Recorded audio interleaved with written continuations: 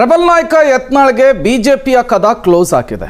What next ಅನ್ನುವಂತಹ ಪ್ರಶ್ನೆಗೆ ನಿನ್ನೆ ದೊಡ್ಡ ಹಿಂಟ್ ಅನ್ನು ಕೊಟ್ಟಿದ್ದಾರೆ. ಬ್ರ್ಯಾಂಡ್ ಯತ್ನಾಳ್ ನಮ್ಮ ಒಟ್ಟಿಗೆ ಇದ್ದಾರೆ. ಈಗ ಮೊದಲನೇದಾಗಿ ನಿಮಗೆ ಉಚ್ಚಾಟನೆ ಆದ ನಂತರ ಮೊದಲನೇ ಬಾರಿಗೆ ಬಿಜೆಪಿ ಬಂದಿದ್ದೀರಿ.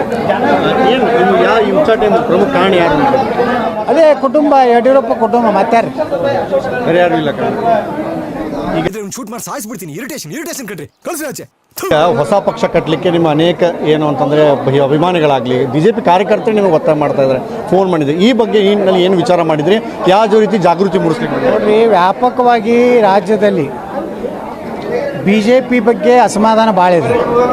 ಯಾಕಂದರೆ ಹಿಂದೂಗಳ ರಕ್ಷಣೆ ಮಾಡ್ತಾ ಇಲ್ಲ, ವ್ಯಾಪಕ ಭ್ರಷ್ಟಾಚಾರ ಮಾಡ್ತಾ ಇದ್ದಾರೆ. ಕಾಂಗ್ರೆಸ್ನವ್ರ ಜೊತೆಗೆ ಇವರು ಅಡ್ಜಸ್ಟ್ಮೆಂಟ್ ಆಗಿದ್ದಾರೆ ಅಂತ ಗಂಭೀರ ಆರೋಪ ಜನಸಾಮಾನ್ಯರು ಮಾಡ್ತಾ ಇದ್ದಾರೆ.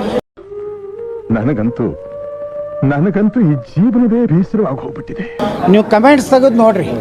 ಇವತ್ತು ವಿಜಯೇಂದ್ರನ ಎಕ್ಸ್ನಲ್ಲಿ ನೋಡ್ರಿ, ಅಲ್ಲಿದಿಂದ ನಮ್ಮ ಭಾರತೀಯ ಜನತಾ ಪಾರ್ಟಿಗೆ BJP ಕರ್ನಾಟಕ ಅಲ್ಲಿ ಹೋಗಿ ನೋಡ್ರಿ.